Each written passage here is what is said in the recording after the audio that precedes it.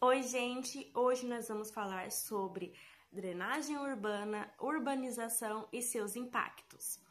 Desde a Revolução Industrial e entre outras revoluções que tiveram para o capitalismo, houve um grande êxodo rural. Então, onde aconteceu um aumento dentro das cidades e automaticamente com a Revolução Industrial. Com o avanço da população, houve melhorias na questão de qualidade de vida, nas atividades e nas questões de saúde. Houve também expansão territorial em busca de aumentar os produtos de bens, em questão financeira, em evoluir economicamente. Então, as áreas que eram antigamente totalmente verdes, aquelas coisas mais lindas, sabe? Aquele verde, aquelas flores, elas foram substituídas por prédios, por moradias, onde o chão que a gente pisava antigamente, que era terra, aquela coisa linda, que seria, ele parou de ser solo e ele ficou o quê? Ele começou a ser hipermeabilizado por asfalto. Aí que vem a segunda parte, que é a falta de planejamento urbano e ambiental. Nesse percurso de territorial, urbano e desenvolvimento de cidades, as cidades foram crescendo e se desenvolvendo, no geral, em forma desorganizada. Faltava planejamentos, tanto urbano quanto ambientais. As pessoas iam ocupando as regiões sem saber se poderiam ou não, se aquela região era boa ou não para adaptar aquele tipo de construção. Então, as consequências que isso teria um dia seriam muito graves, né? Como tem alguns impactos ambientais hoje em dia que são graves, né?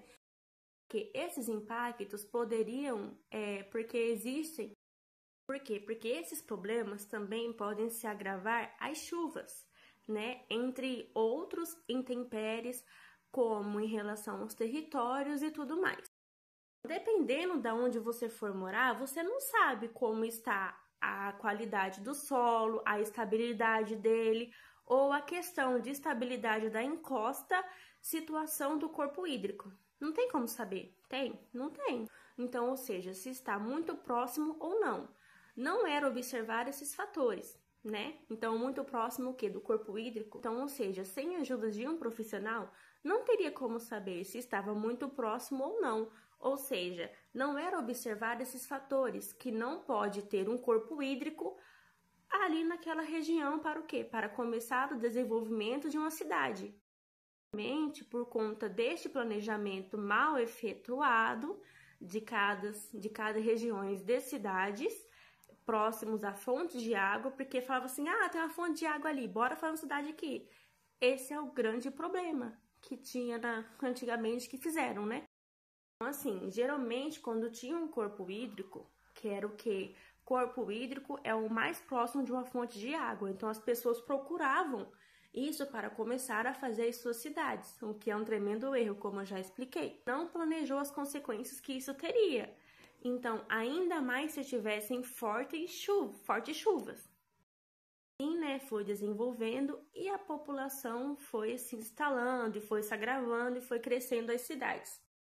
Nós vamos para a parte 3, que é a pior, que no caso é a urbanização desordenada.